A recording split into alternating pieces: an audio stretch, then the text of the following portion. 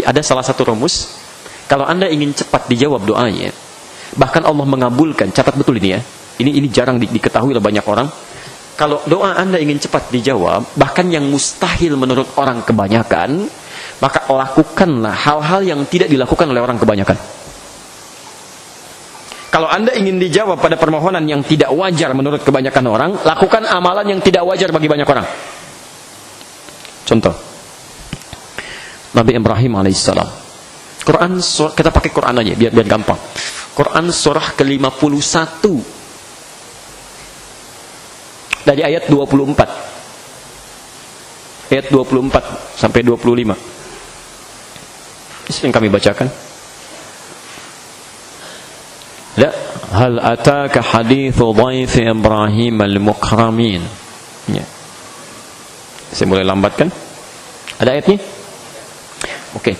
Pernahkah Anda dengar kisah tentang Nabi Ibrahim yang kedatangan tamu gitu ya, di malam-malam itu, kemudian beliau muliakan di mushaf standar paling kanan sebelah bawah. Ada? Baik. Malam-malam kedatangan tamu gitu kan?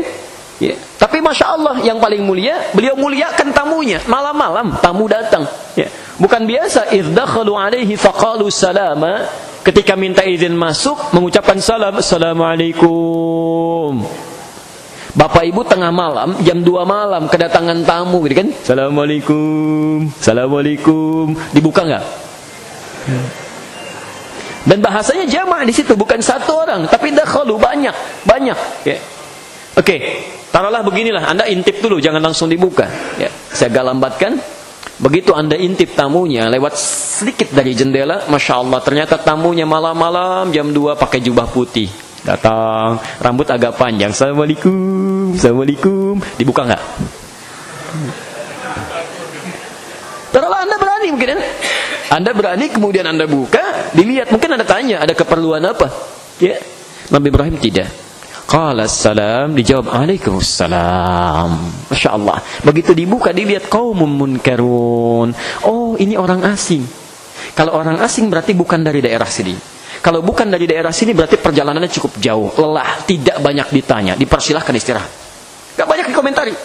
Tidak ditanya dari mana, ada keperluan apa, dipersilahkan istirahat dulu supaya tenang. Masya Allah. Bagaimana takrimnya? Setelah itu, faragha ila ahlihi. Datang kepada istrinya, Sarah pada saat itu bertanya, ada makanan terbaik apa untuk tamu kita malam ini? Ternyata nggak ada tersisa di dapur. Dilihat ada anak sapi lembu, ya, masih sempat-sempatnya disembelih itu, dibikin gulai.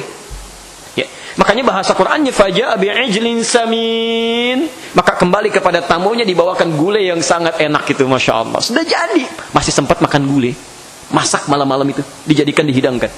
Allahu Akbar. Bagaimana takrim terhadap tamu ini? Apa yang terjadi?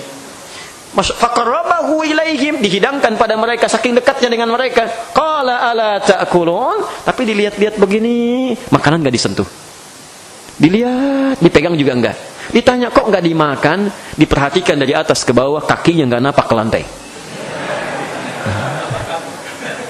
Wah, situasi mulai berbeda nih. Jubah putih, malam-malam rambut gondrong, duduk di hadapan Anda. Begitu disaksikan kaki enggak napak ke lantai, gitu kan? Apa responnya? Itu belum ketawa tuh, cuman diam aja begini. Baik, enggak sempat, lari enggak sempat. Ya. Keadaan Anda takut yang tidak memungkinkan Anda untuk mengelak atau menghindar dari situ, itu bahasa Arabnya aujas. Ini kata wajasa, takut luar biasa, tapi sudah enggak ada celah untuk pergi. Maka bahasa Qurannya fa'aujasa minhum khifah. Maka mulai muncul kegelisahan, rasa takut mulai ada. Ya. Ditakut itu normal. Nabi aja takut, masa Anda tidak takut? Harus ada rasa takut. Ya. Kalau orang tidak takut nanti mudah berbuat maksiat. Ya. Takut harus ada. Yang salah itu takut yang tidak ada rambu-rambunya. Kok maksiat tidak takut, dusta tidak takut, itu yang keliru. Ya. Kalau takut biasa itu wajar. Tapi poinnya, lihat kalimatnya. Qalu, maka mereka kemudian berkata. Lihat, kira-kira siapa mereka ini? Malaikat. Apakah mungkin setiap jubah putih malam-malam malaikat? Tidak, Masya Allah. Tapi ini malaikat yang ini betul. Ini malaikat ya. Qalu la takhaf. Kata mereka, kamu jangan khawatir, jangan takut. Lihat, ini yang dimaksudkan orang-orang yang dekat dengan Allah. Ya, innal ladzina qalu rabbuna Allah tsumma istaqamu tatanazzalu alaihimul malaikatu. Allah takhafu. Masya Allah. Orang-orang yang selalu dekat dengan Allah, memaksimalkan amalan luar biasa, kami kirimkan malaikat pada mereka, menjaga mereka supaya tidak khawatir. Di dalam sulitnya Allah jaga. Apa kata mereka?